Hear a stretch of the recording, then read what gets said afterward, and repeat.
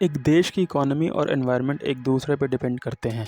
Environment resources देता है जो कि हेल्प करते हैं इकोनॉमिक डेवलपमेंट में, एंड इकोनॉमिक डेवलपमेंट की हेल्प से हम एनवायरनमेंट को प्रोटेक्ट कर सकते हैं। इकोनॉमिक डेवलपमेंट जो एनवायरनमेंट पे होने वाले हार्मफुल इफेक्ट्स को इग्नोर करती है, ऐसी डेवलपमेंट एनवायरनमेंट को डिस्ट्रॉय करती है। इसलिए हमें सस्टेनेबल डेवलपमेंट की ज़रूरत है।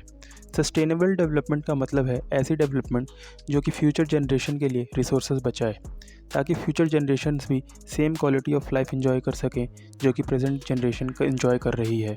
1983 में यूनाइटेड नेशंस ने WCED यानी world commission on environment and development गठित किया था, जिसके चेयरमैन थे क्रो हार्लेम ब्रंटलैंड। इसलिए इसे ब्रंटलैंड कमीशन भी बोला जाता है। 1987 में ब्रंटलैंड कमीशन ने एक रिपोर्ट पब्लिश की जिसका नाम था आवर कॉमन फ्यूचर। 1992 में United Nations conference on environment and development ने आवर कॉमन फ्यूचर रिपोर्ट्स को रेफरेंस लेकर सस्टेनेबल डेवलपमेंट की डेफिनेशन दी। आवर कॉमन फ्यूचर की डेफिनेशन के अकॉर्डिंग सस्टेनेबल डेवलपमेंट ऐसी डेवलपमेंट है जो प्रेजेंट जनरेशन की ज़रूरतों को पूरा करे और इसके कारण फ्यूचर जनरेशन की ज़रूरतें पूरा करने में कोई कमी ना आए। सबकी बेसिक नीड्स पूरी हो और एक अच्छी लाइफ की एस्पिरेशंस पूरी करने के लिए सबको अपॉर्चुनिटी मिले। सबकी ज़रूरतों को पूरा करने के लिए रिसोर्सेज का डिस्ट्रीब्यूशन इक्वली होना चाहिए, जो कि एक मॉरल इशू यानी नैतिक प्रश्न बन जाता है। ब्रंटलैंड कमीशन का फोकस था फ्यूचर जनरेशन के प्रोटेक्शन पर, एंड बहुत सारे एनवायरमेंटलिस्ट भी यही बोलते हैं कि ये हमारा मॉरल ऑब्लिगेशन है कि जिस कंडीशन में हमें अर्थ मिला है उसी सेम कंडीशन में अर्थ फ्यूचर जनरेशन को भी मिले।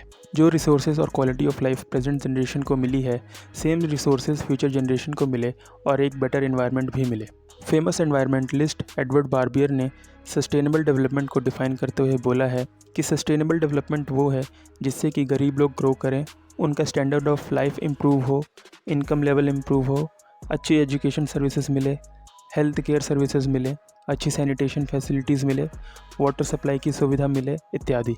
सस्टेनेबल डेवलपमेंट का एम होना चाहिए लोगों की गरीबी को कम करना, उनको ऐसी लाइवलीहुड या आजीविका देकर जिससे कि नेचुरल रिसोर्सेज बचे, एनवायरनमेंट डिग्रेडेशन कम हो, कल्चरल डिस्ट्रप्शन यानी संस्कृति को हानि ना पहुँचे और सोशल इंस्टेबिलिटी यानी सामाजिक अव्यवस्था ना हो।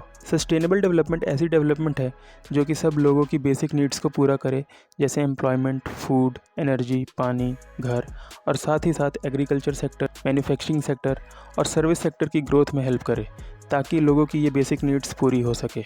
प्रेजेंट जनरेशन को सस्टेनेबल डेवलपमेंट प्रमोट करना चाहिए, जिससे कि नेचुरल एनवायरनमेंट इंप्रूव हो, नेचुरल एसेट्स बचें, नेचुरल इकोलॉजिकल सिस्टम की रीजनरेट करने की कैपेसिटी बनी रहे और फ्यूचर जनरेशन के लिए कोई रिस्क या एडिशनल कॉस्ट ना क्रिएट हो। Famous environmental economist Herman Daly के अकॉर्डिंग सस्टेनेबल डेवलपमेंट अचीव करने के लिए हमें ये करना पड़ेगा। ह्यूमन पॉपुलेशन इतना ही होना चाहिए जितना कि एनवायरनमेंट की हैंडल करने की कैपेसिटी है। अगर इस लिमिट से ज़्यादा पॉपुलेशन हुआ तो सस्टेनेबल डेवलपमेंट से हम भटक जाएंगे।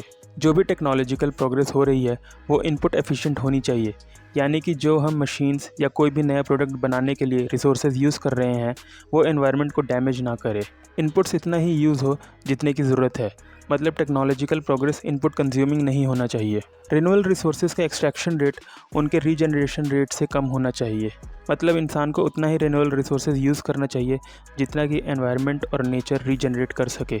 नॉन रिन्यूएबल रिसोर्सेज जितना हम यूज़ कर रहे हैं उससे ज़्यादा रेट से हमें उनके रिन्यूएबल सब्स्टिट्यूट्स ढूंढने चाहिए।